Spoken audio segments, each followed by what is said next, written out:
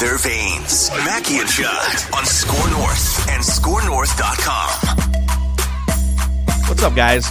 Feedback Friday here. Mackey and Judd, daily Minnesota sports entertainment. And every Friday, we go into the social media comments. If you follow us on Twitter, Instagram, maybe you slid into our DMs on our TikTok account, which has been inching closer to 1,000 followers. Wherever you send us feedback, the Score North YouTube channel, we scout out the comments, the questions, we curate, and we pick a handful for us to answer on Fridays here. So you guys drive the show for us on Fridays. Are you guys ready for a little Feedback Friday action here? I'm sure it's all positive, too. That's what I love about Feedback Friday. It is. Nothing negative about us, ever. Actually, these are more – there's definitely one that's negative, but there's a couple really good questions in here. We're definitely going to get to 3 of these. We'll see where we land on time, and then – Rom-Com Rewind makes its return.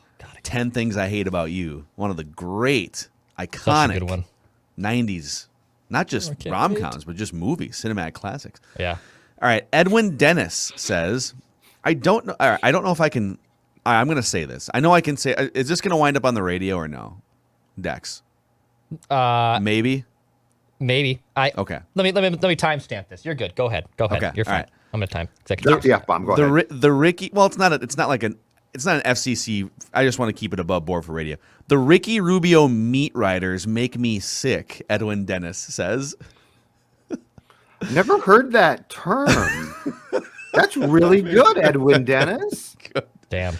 That's creative. I think you got around it. I'll give you the rest here. Dude has done nothing significant in this league. Wolves fans have lost so much touch that we now have low standards. We had Sam Cassell. Rubio is not close to him. The spirit of this comment comes from, I think Doogie has mentioned a few times, hey, you got to be careful. You know, they traded Rubio, and he was a mentor to Anthony Edwards. You know, is Patrick Beverley really an upgrade over Ricky Rubio? And there's a lot of people that have been Ricky Rubio fans both times he's been with the organization that lament whenever he gets traded or sent away. So what are your thoughts on Edwin's sentiment here that people who are lamenting the loss of Ricky Rubio, that they need to pump the brakes and have higher standards? Edwin is 1,000% right, and he's not just right on Ricky. He's right on a lot of things in this town as far as our oh no, he can't be leaving us. You can't trade him. Oh no. What if you trade Miguel Sano? What's going to happen? Not really anything, quite frankly. He'll go play for the Marlins or something. Edwin hits a home run with the thing of, we are always, and it's not just for the Wolves, we so often in this town dumb down our standards. Like in Boston and Philadelphia, do you think they say, oh man, we lost our version of Ricky Rubio? Now the Sixers are in a lot of trouble. I'm really sad about that. No, I would say that I don't aspire for us to be Philadelphia fans in any way, because they're the opposite. We're 3 minutes after they win a Super Bowl, they want everyone fired and gone, and they ride guys into the ground, and they're terrible fans. But I aspire to raise our standards a lot, a lot, and we could be a lot tougher and a lot more demanding and a lot less willing to accept. That's what we are. That's the heart of the passive aggressive thing. It's willing to accept things and be like, how can I get around this the easiest? So I love it. I think it's exactly right. And look, for what we thought we were getting originally, Ricky Rubio is a disappointment. Like in some towns, the discussion would be, my God, this guy played here twice. He was never really on good teams. He got off to a great start his first year, and that was about it. And I mean, yeah, he could pass the ball during his prime, and it was awesome to watch. But the conversation should be about the fact that we rue that he didn't come along before the Wolves were a franchise, because that's when point guards like him succeeded. Yeah. So I actually think the obituary on Ricky Rubio's time as a Timberwolf both times is really disappointment, not one of, well, but we sure liked him. Yeah, I think too when you start to lay out his best qualities, he's a likable guy. He's a great coworker. He's a mentor to some of the younger guys. He sees the court and understands, even if he can't do certain things, he sees the court and understands what other people should be doing. All of the best qualities of Ricky Rubio are things you would describe for an assistant coach, like 2 seats down from Chris Finch, right? Sure. If it was Ricky Rubio, the assistant coach in a suit, and by the way, that's probably in his future at some point. I could see. I don't know if he's a head coach, but I could definitely see him if he wanted to be a coach, really connecting with guys. And I think point guards tend to have a better feel for the entire game and scheme and whatnot. That's why Flip loved him. Yeah, and I will say, like when they brought him back, I loved the idea. I thought that he did some great work with Donovan Mitchell in Utah and Devin Booker in Phoenix. Correct. So it's like he helps you and he brings some value. A lot of it's behind the scenes, but yeah, and he got COVID a year ago, and it kind of wiped out his cardio, and it probably impacted his play to some extent, according to people. And you could just watch him; he was just a step slower for sure, and he's never been a fast guy. I think overall, underwhelming as a player in 10 years in the league, great as a mentor and a guy in the locker room, and I think he did add value for one season. But if you're asking me who's a more valuable player for the 2021-22 Minnesota Timberwolves, and I get that it wasn't an even-up swap, but like if it was Ricky Rubio or Patrick Beverley, Patrick Beverley can shoot. He plays better defense at this stage in his career. I think he brings an edge that the Timberwolves need. Rubio brought some leadership, but at the end of the day, I mean, Rubio wasn't the guy that was going to like direct traffic for you with 3 minutes left in a game. He was hiding in the corner, hoping that he didn't get the ball, basically, because he can't knock down shots. Yep. And the other thing I'll say about him too, I don't want to trash him because he's a good dude and I think he brings value to teams. But when you've been in the league for 10 years and your jumper still looks like that, yeah. And Jason Kidd couldn't shoot for 2 or 3 years. He found a couple spots on the floor. Like there's 7-footers that have found. Gorgie Jang has found spots to shoot from 3. For God's sakes, like how have you not figured out how to shoot from 3-point land 10 years into your career? It's kind of annoying. For where he was drafted, he's a disappointment. As a player, he's a disappointment. I can't get around that. But there wasn't like anyone else around where he was drafted that. Oh, that's right. Oh no, yeah, no, that draft was terrible. I can't. I mean, yeah, that was awful.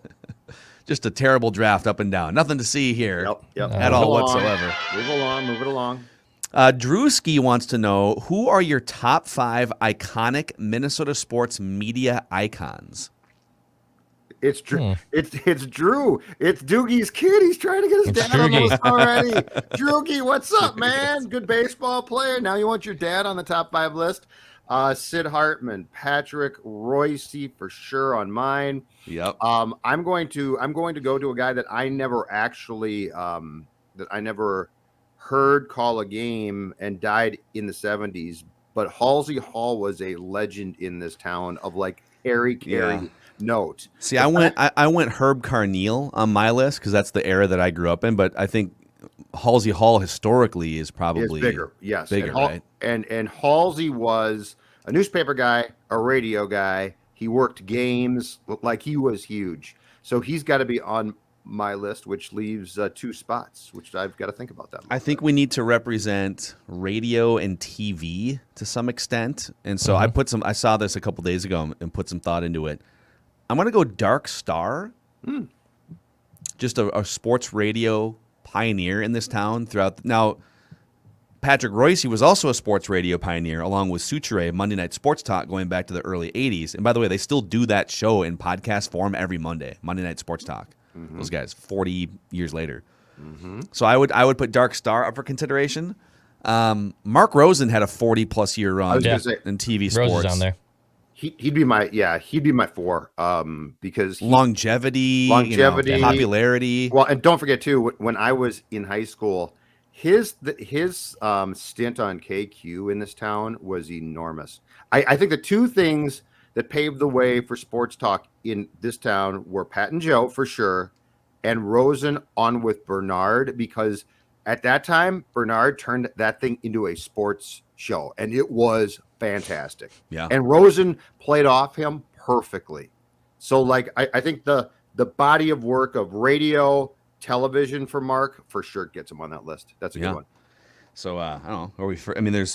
That's a pretty good list. I mean, that's a lot of history there. Yeah, that's a pretty good list. Royce, Sid. No love for your guy Dick Bramer being on there. He's been the Twins TV play-by-play guy for 30 years. Burp Lylevin. I guess I put Gordon on there before Bramer. I love John Gordon way more than Dick. Lots Vermeil. of people do, actually. I love John Gordon's. John doesn't make my list because if I'm not going to put Herb on my list, I feel like Halsey. My fifth one. See, I told you I'd forget. For me, Al Shaver for sure. Okay. Legendary hockey voice. I would argue maybe the best play-by-play guy that this town has seen, and that's saying a lot because that's like Kevin Harlan too, who was fantastic. But Al worked North Star road games alone and was fantastic, and that's a tough job. So that's my 5. Okay. I like it. Drop us in the YouTube comments here, Score North YouTube. Drop us who are your 5 iconic Minnesota sports media talking heads, play-by-play guys, news. Sorry about your dad. Next time. This next piece of feedback on this Friday, presented by our friends at Federated Mutual Insurance Company. They've been protecting businesses, providing peace of mind and risk management tools for over 100 years. Based in Owatonna, they are supporters of Gophers Athletics, other Minnesota sports teams. You can check out a full list of industries Federated protects at federatedinsurance.com. And remember, at Federated, it's our business to protect yours. All right, Don Dahlberg, he says, this is the official Kirk Cousins hater show. Here's the truth. Cousins is one of the most accurate passers in the history of the NFL, and that's proven by statistics. Cousins has been hung out to dry, plain and simple. By whom? By us? I would assume. Well, no, I would assume he means by his team, by his teammates, or by the front office, defense, offensive line, that he's been hung out to dry and hasn't had the things around him to properly allow him to succeed. No, that's incorrect. He is paid like a quarterback. He's had bad offensive lines. He has, but he's also paid like a quarterback who needs to overcome those things, or his payday was a misjudgment by Rick Spielman and company, which is also very possible and likely true. And this goes back to the first question that you read, or first statement, Phil, about Ricky Rubio. Why in this town are we so eager to defend things instead of trying to look how you win things? Like, we're so eager to rush to do people think, here's a question for you. Do people think if you defend Kirk, that Kirk's like, you know what? I was listening to the Mackey and Judd podcast with executive producer Declan Goff. I'd like to know who sent them that email about me so I can reach out to him, because I'd like to go to Pizza Ranch and buy him a big Pizza Ranch meal so we can be best friends. Like, what are you thinking? No, he is, yes, statistically, there are things about Cousins that are great. And that's why we have said how many times, and I'm sick of saying it, and people are sick of hearing it, he is a good quarterback. Yeah. But that being said, look at the intangibles, look at other things. You can't just absolve him with his payday by saying, well, they haven't you know what they haven't done, Phil? The Minnesota Vikings haven't ignored the salary cap and exceeded it by $100 million to give Kirk more, because it's not possible. I'm getting to my wit's end when it comes to these defenses that we get and not hearing what we're saying. Number one on my all-time media list from before, Sid Hartman. Didn't agree with a lot of things Sid said, but he had one saying that was 1,000% correct. He would call people selective listeners. You hear what you want to hear. You don't hear what people are saying. He's right. When it comes to Kirk, people are being selective listeners if they think we hate him. Are we looking for a lot from him? Yes. He's our child who we sent to Harvard, and now he's getting C pluses. And you're like, average is great at Harvard. That's fantastic. I could send my kid to a community college if I wanted to do that. Well, a couple things here. When they went 13-3 and got smoked in the NFC Championship game, the prevailing thought was, okay, if Case Keenum is sort of a one-year magical carpet ride quarterback, let's get the next guy in here so that we can not just like fall short of the playoffs, but go further than the NFC Championship game and win. And the reality is they signed Kirk to take the next step. The team has taken steps backwards since his signing. All right. When people bring up his statistics, and we could go through a long laundry list of where he stands historically. He has the 6th highest passer rating in NFL history. I think he has the 3rd highest completion percentage in NFL history, right?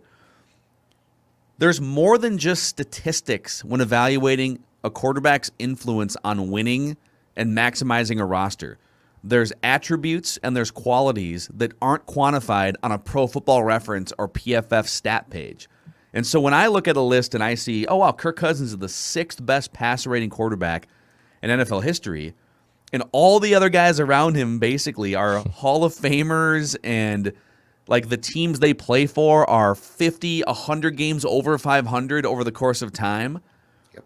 And Kirk's furthest playoff run is like the second round, and he's exactly 500. I don't think, man, what an unlucky guy who's just like, he's in his early 30s, and for 10 years in the NFL, he's just been stuck and saddled with the worst coaches and teammates and skill position players. Like, it's not that he doesn't have deficiencies, but people act like Drew Brees, Tom Brady, Aaron Rodgers, Russell Wilson have it perfect all the time.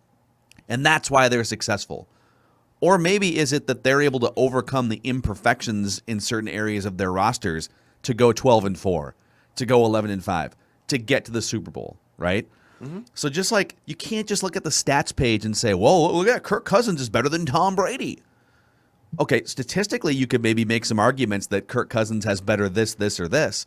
But when it comes to the hidden, intangible attributes that also lead to winning games, the interactions with your teammates, the guidance and teaching that you can provide young players, the leadership, the steady hand in moments of crisis, right? When you're down by 10 and there's 5 minutes left and like you need to go right now.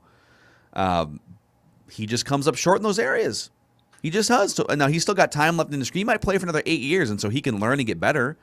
But to sit here and say the statistics prove that he's one of the best quarterbacks and he's been let down by everything around him, it's like people act like every other team is perfect and flawless along the offensive line and weapons, and that's not the case. But what is our need, not as a whole, but so many of us that follow Minnesota sports teams, what is our need to absolve?